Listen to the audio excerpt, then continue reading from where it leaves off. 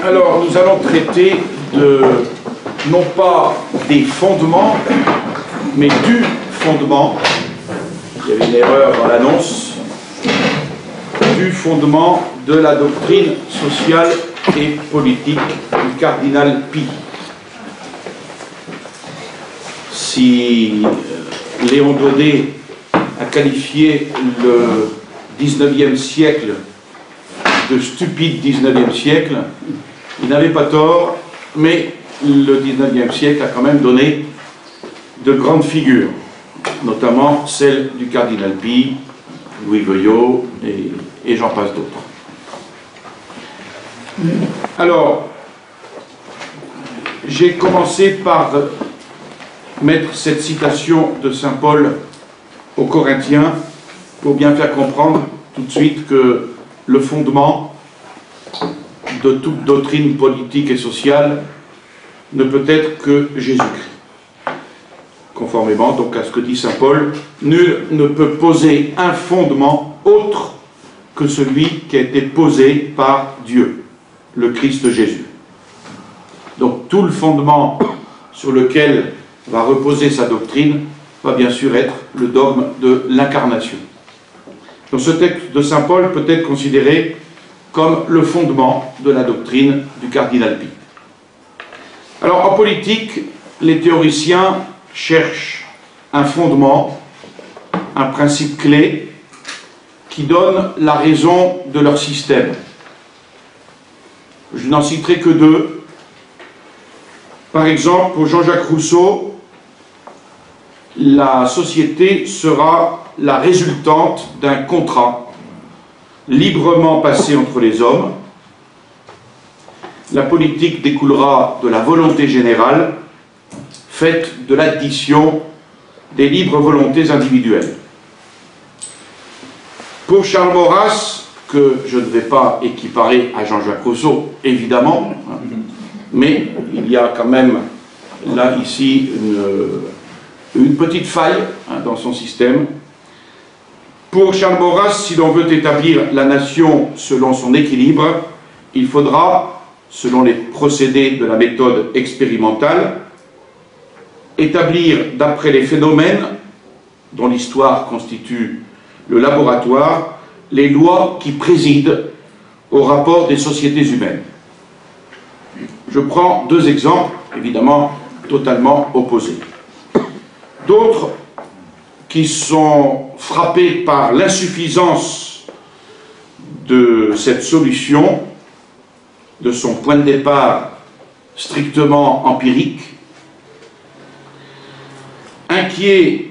Alors le premier, c'est évidemment, je fais référence à Charles Maurras, qui n'est pas une erreur, mais il y a une insuffisance dans cette solution, puisque le point de départ est strictement empirique, et d'autres qui vont être, à juste titre, inquiets dans la solution rousseauiste, les fluctuations qui sont trop souvent sujettes à l'erreur de l'opinion des hommes.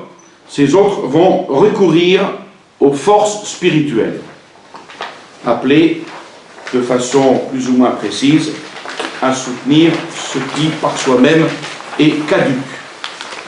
Alors, en montant en quelque sorte à un étage supérieur, le croyant va se servir de ce thème pour faire une œuvre apologétique. Les rapports normaux dans la cité et les rapports normaux des cités entre elles, dira-t-il, postulent une loi morale objective. Sans les obligations de la conscience, l'économique lui-même est réglé par une aiguille folle.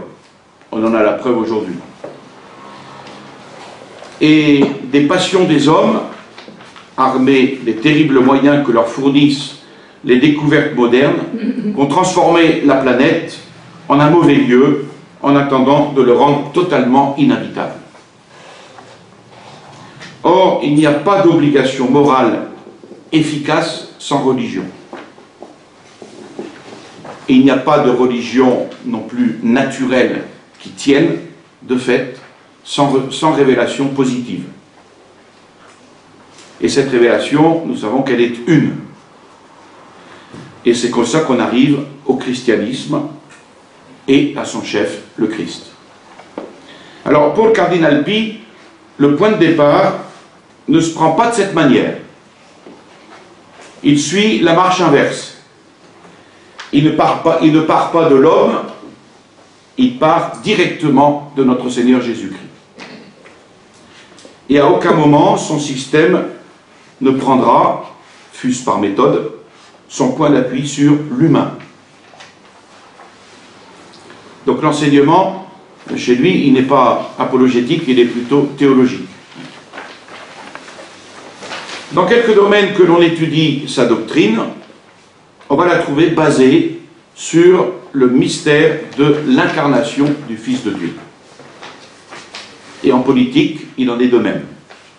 Toute la politique du cardinal Pie va consister à affirmer dans le Christ le droit souverain de Dieu. Jésus-Christ, dit-il, n'est pas facultatif. La question de la divinité de Jésus-Christ domine toutes les autres questions. Et parmi tous les dogmes, il en est un, il n'en est pas auquel, en tant qu'évêque, il consacre son attention plus grande, et il en est un, c'est le mystère de l'incarnation. Donc il est au centre de la pensée du cardinal, et il est au centre de toute son œuvre. Et d'ailleurs, il en recommande par-dessus tout l'enseignement à ses prêtres. Il leur dit, votre devoir est d'entretenir souvent les fidèles de tout ce qui concerne la vie, le caractère, les doctrines, les œuvres, les souffrances, les institutions de l'homme-dieu, énumérant et commentant ces titres de Christ, de Seigneur, de médiateur, de docteur, de sauveur, de pontife, d'hostie, de rédempteur, d'avocat, de juge et de roi.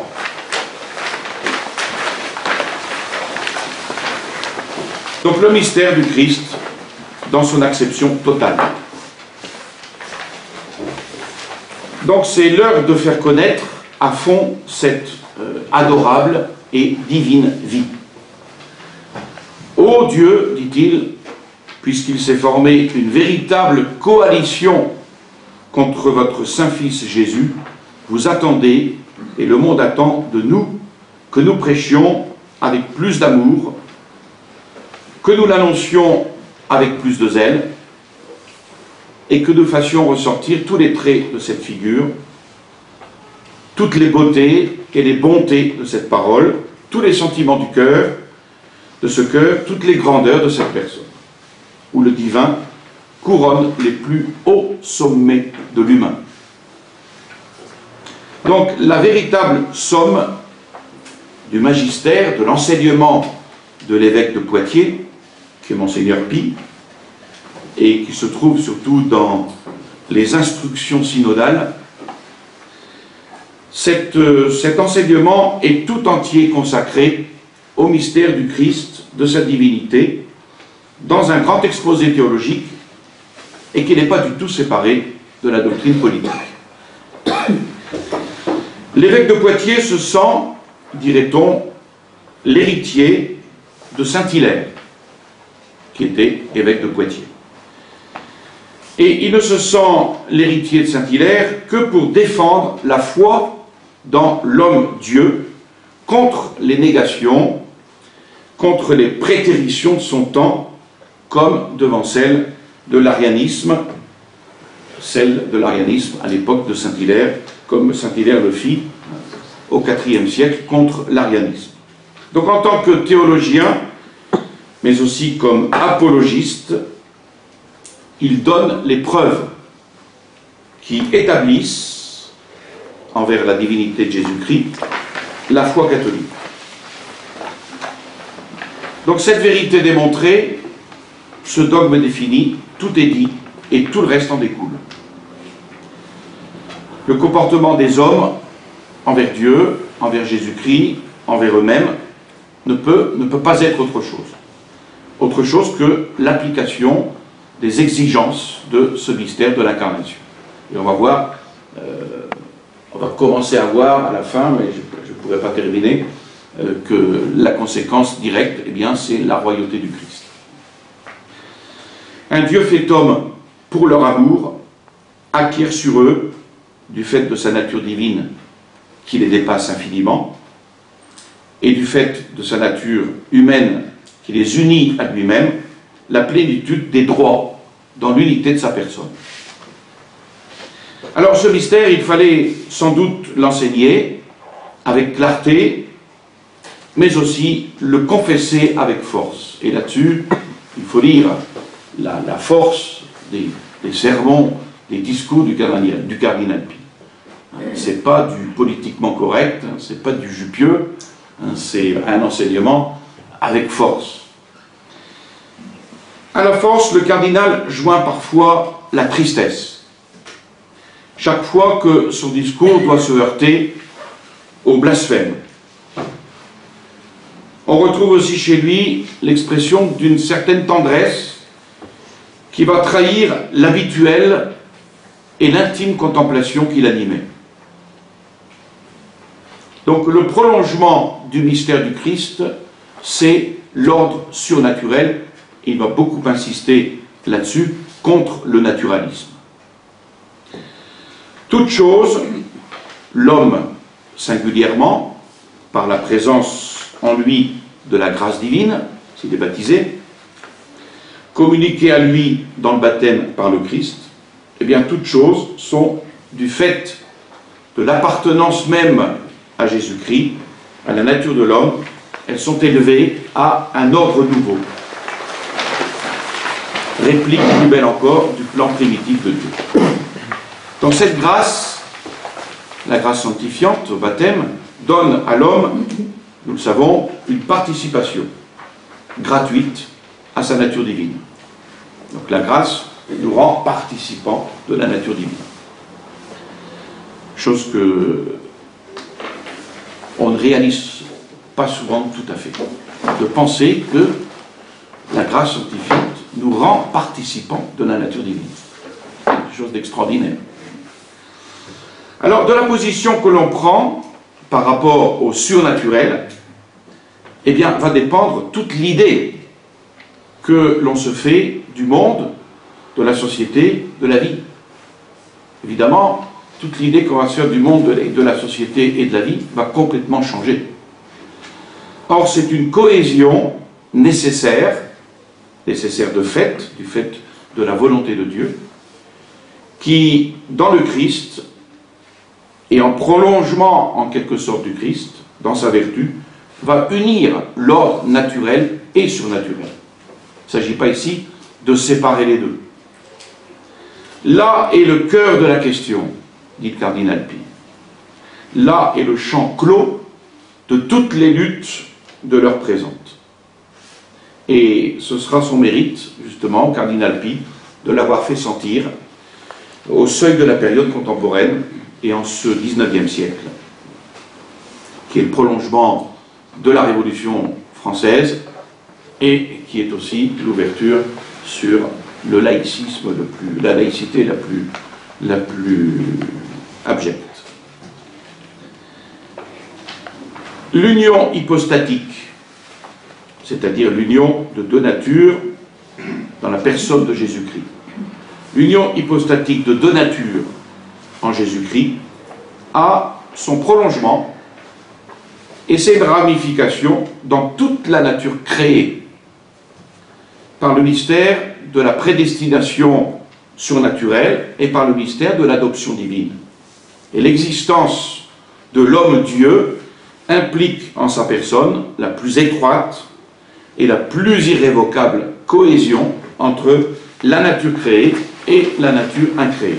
Donc l'incarnation du Verbe dans l'humanité, donc Jésus-Christ qui a la nature humaine et la nature divine, l'incarnation du Verbe dans l'humanité individuelle qu'il a prise au sein virginal de Marie, aurait pu, écrit-il, aurait pu demeurer un fait isolé qui n'aurait pas eu d'extension directe dans le reste de la race humaine.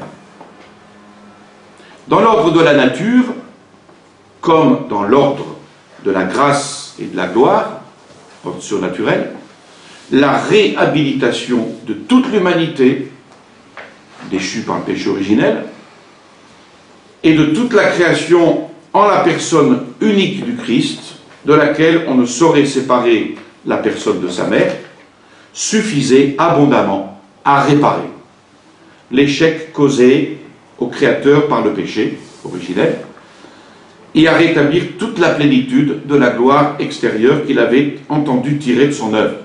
Mais, c'est la doctrine positive de nos livres saints, que le Fils de Dieu fait homme a été constitué le chef de toute la création et qu'il est la tête de toute l'Église, laquelle est la plénitude de son corps. C'est-à-dire qu'en raison du mystère de l'incarnation, eh bien, il a été constitué le chef de toute la création et donc il est la tête de toute l'Église.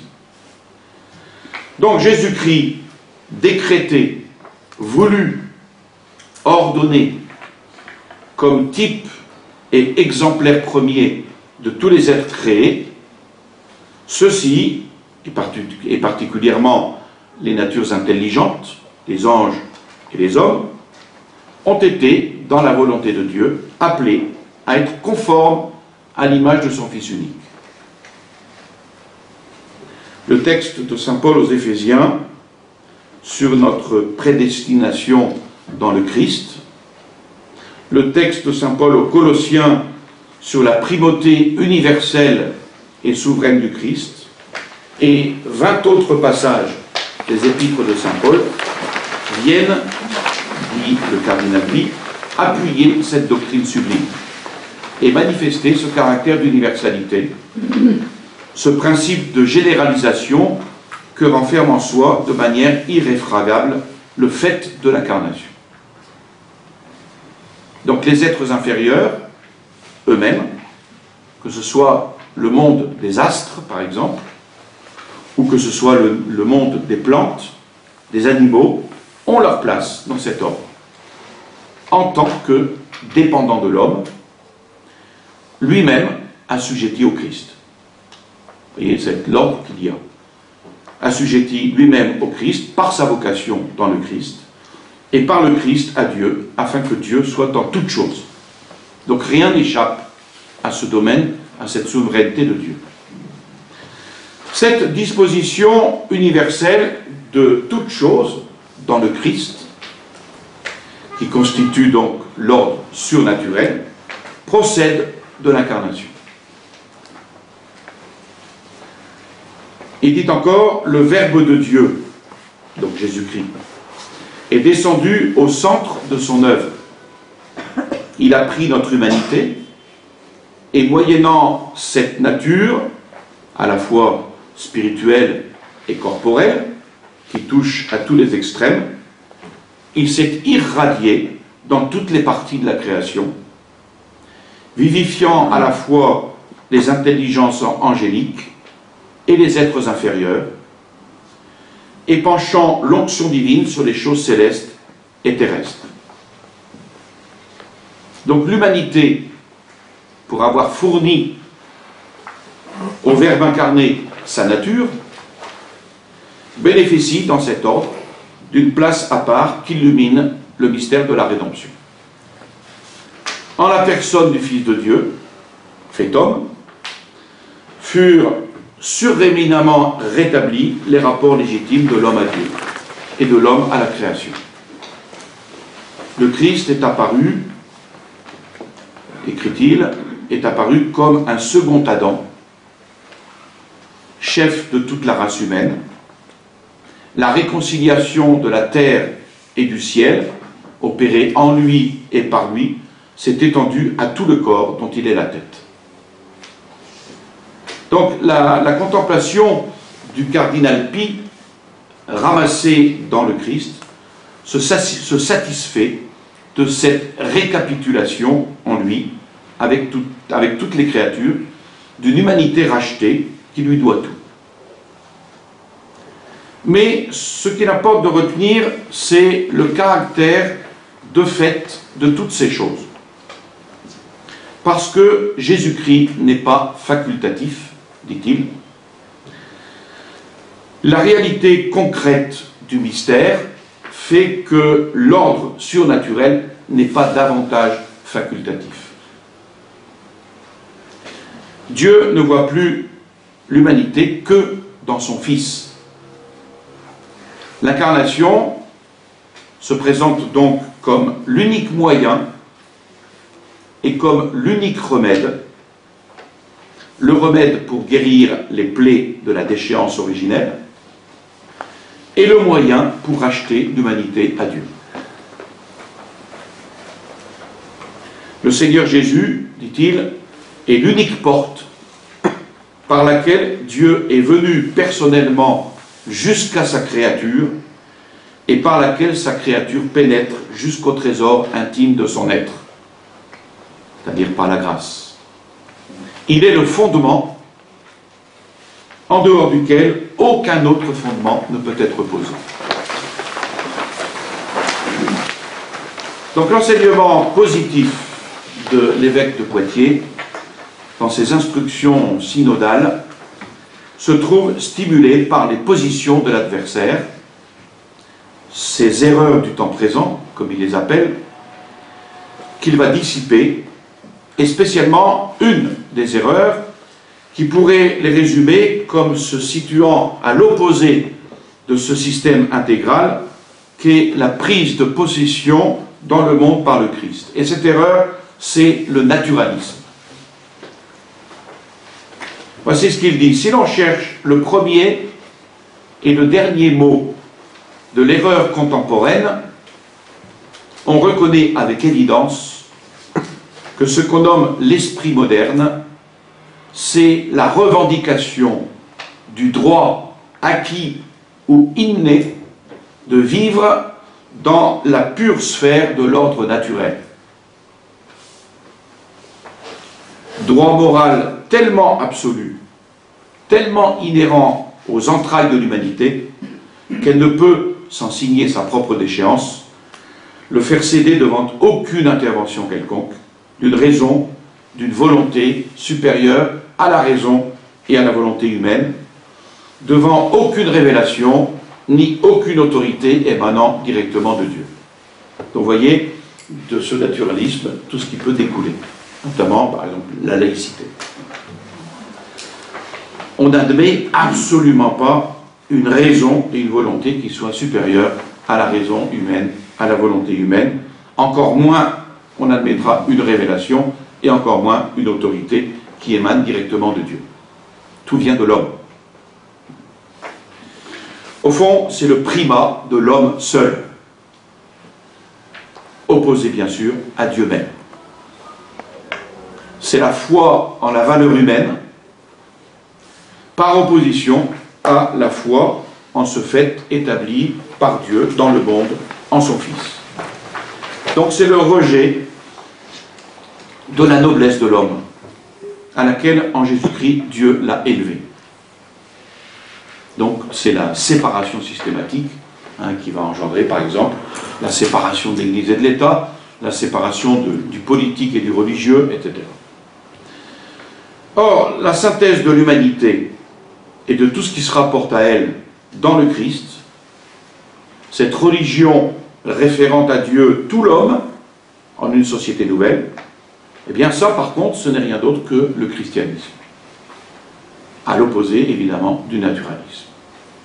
Se séparer du surnaturel, c'est rejeter le christianisme dans son essence même, c'est professer un antichristianisme et c'est détruire toute l'économie chrétienne, ne laissant subsister ni l'incarnation du Fils de Dieu, ni l'adoption divine de l'homme, bien sûr. Et le naturalisme est la pensée latente à tout le XIXe siècle. Monseigneur Pie en cherche l'origine surnaturelle dans les intentions de l'enfer. Évidemment, l'origine surnaturelle, elle se trouve en Satan. Et il en voit l'expression apparaître dans l'histoire, notamment avec Luther, et le triomphe du libre examen qui pose implicitement l'autonomie de la raison individuelle. Luther a fait vous le voyez, on en a déjà parlé à propos de Donoso Cortés, mais a fait un mal fou. Parce qu'il est au principe de cette autonomie individuelle. Autonomie de la raison. Le naturalisme, enfin, est aussi le fruit, bien sûr, du philosophisme du XVIIIe siècle, qui préconise, dégagée de toute contrainte religieuse, l'autonomie totale de la raison humaine. Mais une autonomie totale de la raison humaine qui se terminera dans la persécution du christianisme. Évidemment. Suivant une autre logique, ce système évoluera en Allemagne vers la critique de la raison pure chez Emmanuel Kant, en attendant l'idéalisme de Hegel. Au point de vue religieux, le philosophisme, fût-il athée ou même théiste, proclamera le divorce de la raison et de la foi. L'homme se suffit à lui-même. L'homme est bon par nature. C'est Rousseau. La nature est bonne, elle est souveraine, donc elle n'admet aucune dépendance de quiconque. C'est l'avènement de la raison qui va éliminer la foi, comme si la foi était opposée à la raison, alors que la foi, c'est l'adhésion de l'intelligence à la vérité révélée, donc il n'exclut certainement pas la raison. Donc c'est l'avènement de la raison qui va, soi-disant, éliminer la foi, dédaigneuse à l'égard d'un monde, celui des réalités révélées, celui des réalités surnaturelles, dont la connaissance lui serait imposée par un mode extérieur à elle-même. On a aussi ici l'essence du modernisme, puisque dans le modernisme on a cela. C'est l'immanentisme. Tout vient de nous-mêmes, de la conscience humaine, sans aucun rattachement à autre chose que soi-même. Donc, rationalisme pour déclarer cette autonomie absolue de la raison, et puis libéralisme pour proclamer l'indépendance qui en découle. Vous voyez, toutes les hérésies découlent de la même racine. Et le panthéisme, l'autonomie individuelle. Panthéisme, c'est différent. C'est tout. Pour le panthéisme, tout est Dieu. Alors, la société bourgeoise des lendemains de la Révolution et la société bourgeoise d'aujourd'hui ne pouvait manquer de s'y complaire. Et fière de ses conquêtes sur le plan social et politique, elle se retrouvait satisfaite dans les idées qui étaient à leur origine. La révolution intellectuelle du XVIIIe siècle avait eu la première, son avènement dans les cerveaux bourgeois. Cette pensée s'exprimait en toute une gamme de nuances du naturalisme parmi ces adeptes du XIXe siècle. On avait les mitigés, les neutres, les déistes, les panthéistes, les athées. Le système philosophique de la société bourgeoise du XIXe siècle, c'est ce qu'on a appelé l'éclectisme. Tout le contraire, précisément, d'un système. C'est une philosophie élégante et commode, mondaine, pleine de repos, plus pour les habitudes encore que pour l'esprit, où l'on fait choix de tout ce qui donne à la vie son sens conservateur et facile. Et les représentants de l'éclectisme portent des paroles de paix à toutes les écoles. On aura ici l'œcuménisme. Tout le monde il est beau, tout le monde il est gentil. Et les représentants de l'éclectisme qui portent des paroles de paix à toutes les écoles vont affecter un grand respect, bien sûr, des formes religieuses. Le mot respect est très, très présent dans leur langage. Entrer en communion avec toutes les religions, toutes les écoles, toutes les formes religieuses.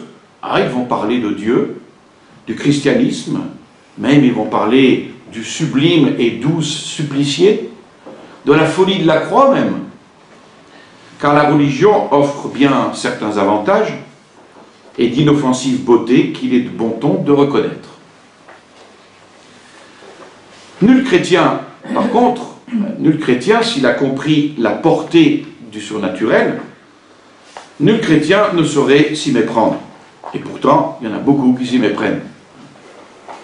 Le Christ de ces philosophes, répond Monseigneur Pi, n'est pas le Seigneur Jésus-Christ que j'adore. C'est clair, c'est net. Votre Christ n'est pas le mien.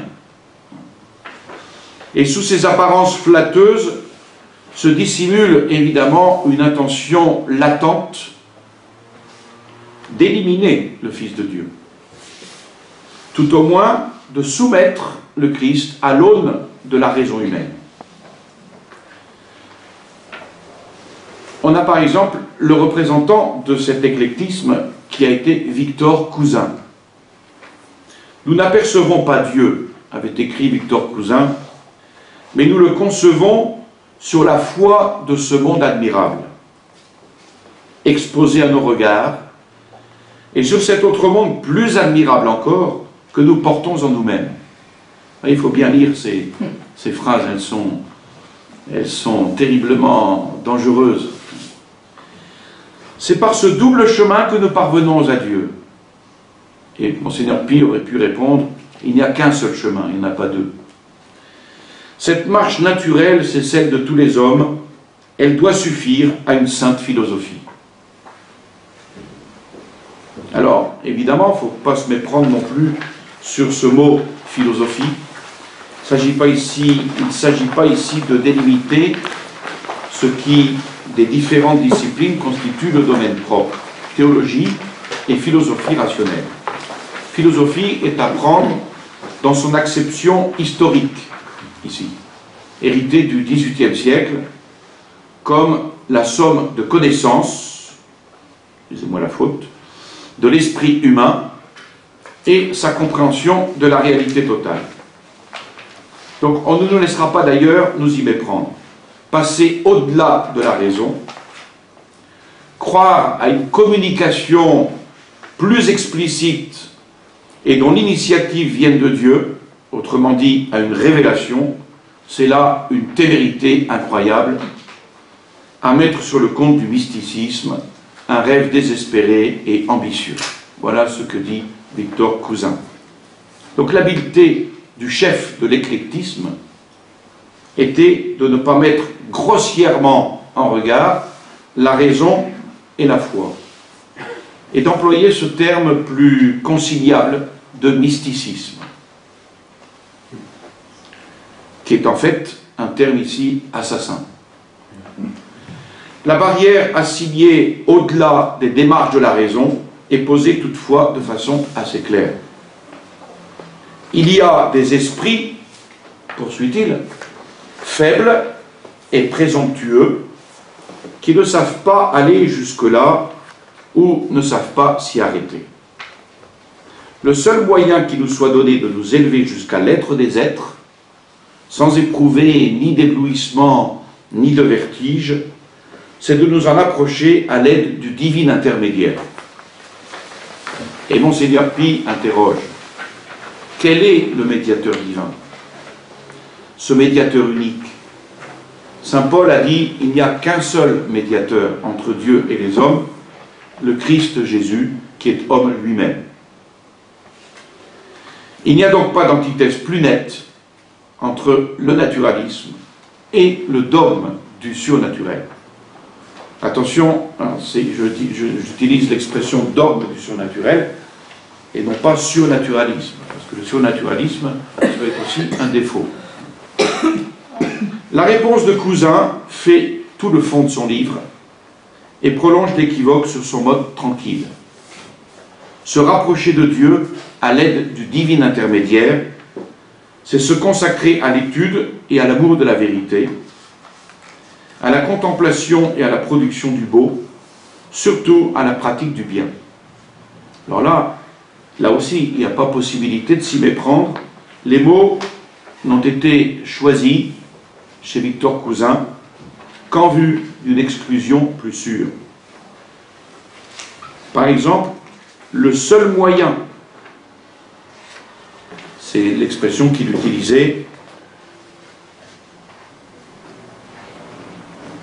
la page précédente, le seul moyen qui nous soit donné de nous élever jusqu'à l'être des êtres, ni éblouissement ni vertige, et ce terme curieux de divine intermédiaire, dont le rôle soigneusement défini ne présente rien d'autre que celui qui est le rôle propre de la raison. Donc que le refus s'inspire de la haine, ou qu'il soit, comme ici chez Victor Cousin, une soustraction polie, j'allais dire bourgeoise, l'une ou l'autre de ces attitudes est un mépris ou une méprise des conditions selon lesquelles l'avance est faite aux hommes. Donc c'est là une profonde méconnaissance du souverain domaine de Dieu. Malheureux mendiant du chemin, le roi vous avait invité aux noces de son fils, au banquet éternel de la gloire.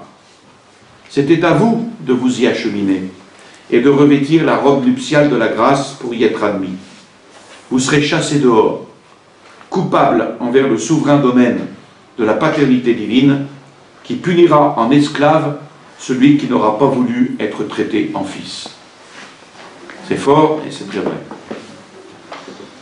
Et puis c'est aussi un outrage envers le Fils de Dieu et un mépris de ses souffrances. Jésus-Christ n'a été, dit-il, de la sorte, ni un révélateur divin qu'on est tenu de croire, ni un législateur sérieux auquel on est tenu d'obéir, ni un rédempteur nécessaire sans lequel il n'y a pas de régénération et de salut. La croix est l'enseignement d'une école à laquelle on peut s'affilier ou se soustraire à son gré. Entendez le moment solennel où il donne l'investiture aux apôtres de la religion. Toute puissance m'a été donnée au ciel et sur la terre. Donc on voit comment, si avenant, si plein de respect que puisse pour le mieux se présenter ces dehors, le naturalisme est, avec le christianisme, en opposition radicale. Celui qui n'est pas avec moi est contre moi, a dit notre Seigneur. Le christianisme, dans son essence, est tout surnaturel. Ou plutôt, c'est le surnaturel même, en substance et en acte. Dieu surnaturellement révélé et connu, Dieu surnaturellement aimé et servi, donné, possédé, goûté. Ce qui ne supprime pas du tout la nature humaine, évidemment. C'est tout le dogme, toute la morale, tout le culte, tout l'ordre sacramentel du chrétien. La nature, elle, y est indispensablement supposée à la base de tout, évidemment. C'est pour ça que la grâce ne va jamais détruire la nature. On en est tous bien conscients. C'est pas parce qu'on est baptisé, qu'on a la grâce des sacrements, eh bien que la nature disparaît. Hélas, non, elle est toujours là. Je ne dis pas hélas parce que ça n'existerait pas. Donc elle est toujours là. Le christianisme, c'est quoi? Bien, c'est l'élévation, justement. C'est l'extase et c'est la déification de la nature créée. Le christianisme va élever cette nature créée vers le surnaturel. Or, le naturalisme nie avant tout ce surnaturel. La raison se suffit à elle-même. Les plus modérés vont le nier comme nécessaire et obligatoire. La plupart vont le nier comme existant et même comme possible, quoi qu'on en dise, et dans tous les cas, la conséquence patente est que le christianisme est une usurpation et une tyrannie. La pensée de Monseigneur Pie est là clairement énoncée dans la 4e instruction synodale de 1871.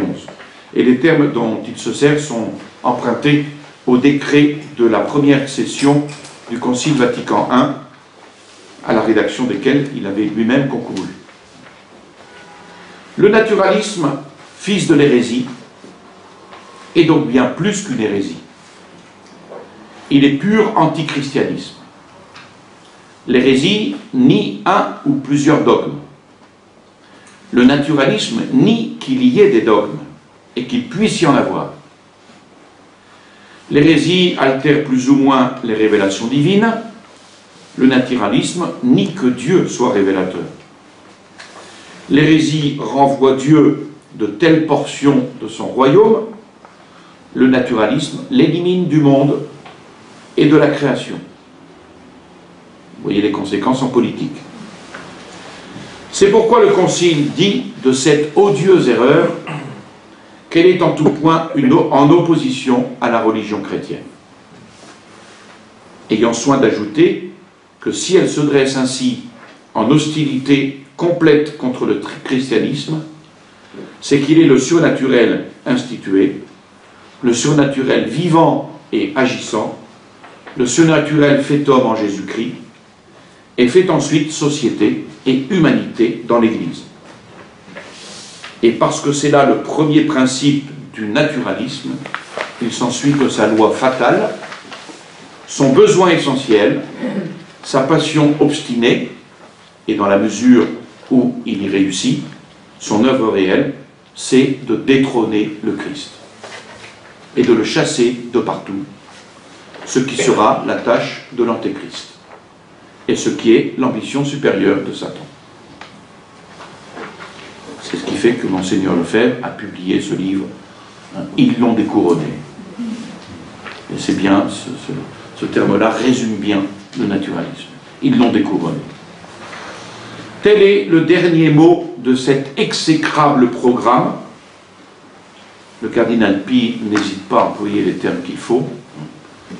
Le Christ, notre unique Seigneur et Sauveur, c'est-à-dire le Christ qui est deux fois notre Maître, Maître parce qu'il a tout fait et Maître parce qu'il a tout racheté, il s'agit de l'exclure de la pensée, de l'âme des hommes, de le bannir de la vie publique, des mœurs des peuples, pour substituer à son régime ce qu'on appelle le pur règne de la raison et de la nature. C'est tout le programme qui s'est établi depuis 1789 jusqu'à aujourd'hui, où il s'agit d'exclure jusque de la pensée et de l'âme des hommes le Christ. À ce propos, le père de Ravignan rapporte à Monseigneur Pie la réflexion du protestant Guizot. Parfois, ces protestants avaient quelques éclairs de génie. Voilà ce que dit Guizot. L'évêque de Poitiers a raison. Quiconque se dit chrétien et n'admet pas le surnaturel est un hypocrite et un menteur. Donc tout ce qui a été dit jusqu'ici, et notamment ces dernières lignes de Monseigneur Pie, font voir à quel point la question politique, le caractère social de l'homme, demeure dans la perspective de notre évêque. Le cardinal Pie n'a pas séparé la question politique de la question religieuse. Loin de là. Nous lisons ici sa pensée la plus haute. Et on découvre, à sa doctrine politique, la seule base posée par lui-même. Donc il y a un naturalisme politique, parce qu'il y a un naturalisme tout court. Donc de ce naturalisme qu'il a bien expliqué, il en vient au naturalisme politique. Voilà la compréhension du problème exposé par Monseigneur Pie. Et l'une des formes prédominantes de la pensée du XIXe siècle, c'est l'individualisme. Autre caractéristique de l'esprit bourgeois. On voit par exemple une forme parfaite de cet individualisme dans la loi du pseudo-mariage.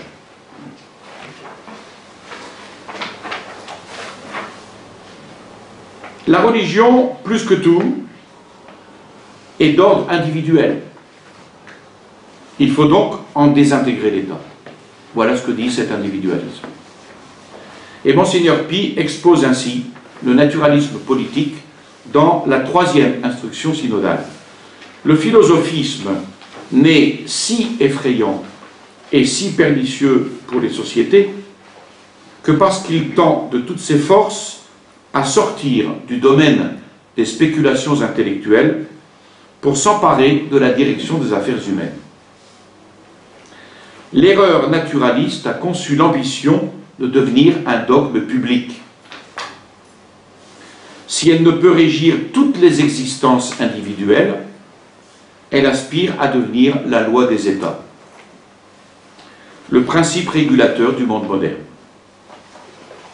Des bancs du portique, elle s'efforce de monter jusque sur le marchepied des trônes et ne désespère pas de s'y asseoir définitivement, même si ce n'est que tous les 5 ans, à moins de les renverser.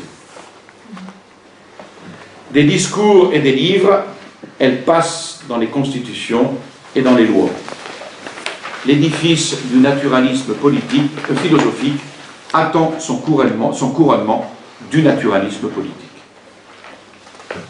Et désormais, l'élément civil et social ne relèvera plus que de l'ordre humain, sans relation aucune de dépendance envers l'ordre surnaturel. Et la raison, sans tenir compte aucun de la parole de Dieu, sera l'unique arbitre du vrai et du faux, du bien et du mal. Elle est elle-même sa loi, elle suffit, et elle suffit à procurer le bonheur des hommes et des peuples. Manifestement, dit-il, si la possibilité ou seulement l'existence de l'ordre révélé est rejetée comme une absurdité et un mensonge, l'homme collectif et social ne saurait pas plus lui être assujetti que l'homme individuel et privé. Toute influence de la religion sur la politique est une domination usurpée, une tutelle humiliante, une entrave apportée au libre développement des forces de la société. La presse impie et rationaliste proclame la sécularisation désormais absolue des lois, de l'éducation, du régime administratif, des relations internationales et de toute l'économie sociale, comme étant le fait et le principe dominant de la société nouvelle, de cette société émancipée du Christ, de Dieu et de l'Église. Société émancipée de Dieu, du Christ et de l'Église, on pourrait entendre parler Fillon. L'erreur du libéralisme doctrinal est donc une erreur de base, de fondement. Prendre pour fondement un fondement naturel, celui de la liberté de l'homme, eh bien c'est se tromper au point de départ. Le fondement, il est surnaturel. Et nul ne peut en poser d'autre que celui qui a été posé par Dieu, le Christ. Pas plus pour les sociétés humaines que pour les individus. Jésus-Christ n'est pas facultatif. Ou, comme disait Blanc de Saint-Bonnet, Jésus-Christ est la raison métaphysique de ce monde, ce qui amène, bien évidemment, à la royauté du Christ. Alors, cette question de la royauté du Christ, eh bien, ce sera pour une prochaine.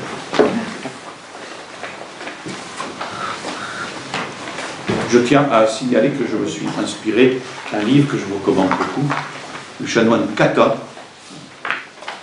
sur la doctrine sociale et politique du cardinal Pie, aux nouvelles éditions latines.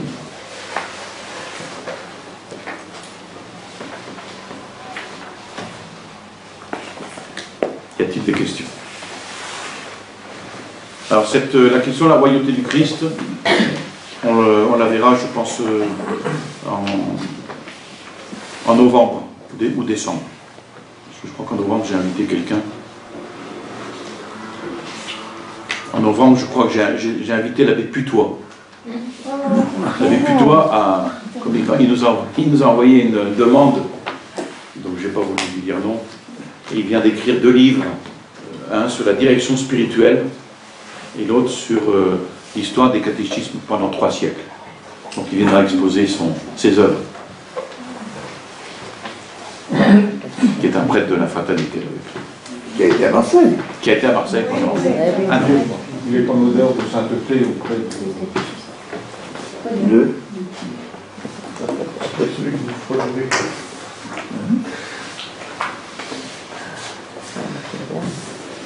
l'abbé, comment faire quand tout le monde est autour de nous, les gens que nous rencontrons partout, sont imprégnés de ces idées-là? C'est très difficile de... Déjà, il faut soi-même être imprégné des bonnes idées et ne jamais lâcher. Ensuite, comme dit saint Paul, il ne faut pas fuir les hérétiques, donc il faut fuir la compagnie des hérétiques. Il y a une distinction.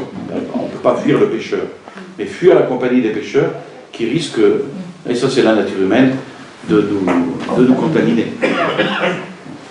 Et puis ensuite, il ne faut pas oublier qu'on a la grâce de Dieu qui nous est donnée pour ne pas flancher, et puis prêcher à temps et à contre-temps. C'est difficile, c'est difficile, oui, mais ça paye. Ça paye en ce sens que si vous arrivez à obtenir ne serait-ce qu'une seule conversion, eh ben, le bon Dieu vous en sera très reconnaissant. C'est comme ça qu'on va reconquérir le monde. Monsieur l'abbé, quand on n'est pas doué pour la parole, pour parler... Ah ben vous orientez vers quelqu'un qui est un peu plus doué. Exemple. Ben, ça fait partie du conseil, des conseils qu'on peut donner. Et puis tu devrais aller voir telle personne, ou tel laïc même, ou tel prêtre. Viens écouter telle conférence, par exemple.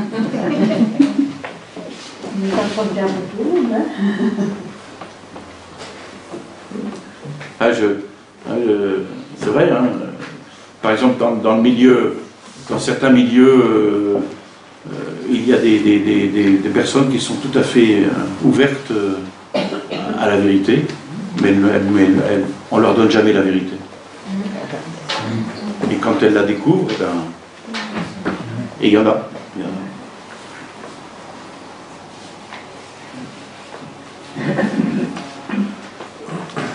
Mais parler à contre-temps, ça peut être un peu, ça peut devenir désastreux aussi. Ah non. À temps, oui, mais à contre-temps. Ah non, et à contre-temps. Ben, c'est dans l'écriture. Hein. Oui, c'est symbole. À temps et à contre-temps. Alors après on y met évidemment la vertu de prudence. Il ne s'agit pas d'asséner la vérité parfois de la même façon à tout le monde. Et chacun est différent. Donc il y a une approche qui peut être différente. Pour ça, je croyais que saint Paul disait cela plutôt pour les prêtres. Ah non, c'est pour tout le monde. C'est pour tout le monde. Mais il faut tenir compte, quand je vous dis, par exemple, notamment de la vertu de prudence. Oui. Il y a une manière d'affirmer la vérité qui peut être cassante, qui peut être blessante. Bon, ça, il faut l'éviter, évidemment. Mais ça ne veut pas dire que pour autant, il faut la taire, la vérité. Tout est parfois dans la manière de la présenter, aussi. Sans l'édulcorer. Parce que si on insiste trop sur la manière de la présenter, on risque fort de l'édulcorer. Et puis on compte trop sur la puissance humaine et on ne compte pas assez sur la grâce de Dieu. Quand on affirme la vérité, il faut compter sur la grâce de Dieu et non pas sur notre propre persuasion humaine.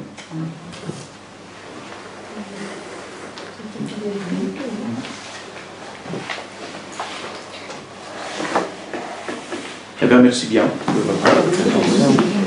Donc, le prochain mardi de la pensée catholique, je vous rappelle, ce sera au prieuré à 20h sur la Grande Guerre et le rôle de la franc-maçonnerie. Il vous sera demandé une participation libre, puisque le conférencier vient des Ardennes.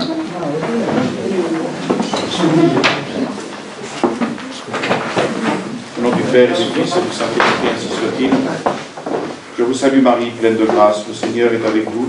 Vous êtes bénie entre toutes les femmes, et Jésus, le fruit de vos entrailles, est béni. Sainte Marie, Mère de Dieu, priez pour nous pauvres pécheurs, maintenant et à l'heure de notre mort. Au nom du Père et du Fils et du Saint-Esprit, ainsi soit-il.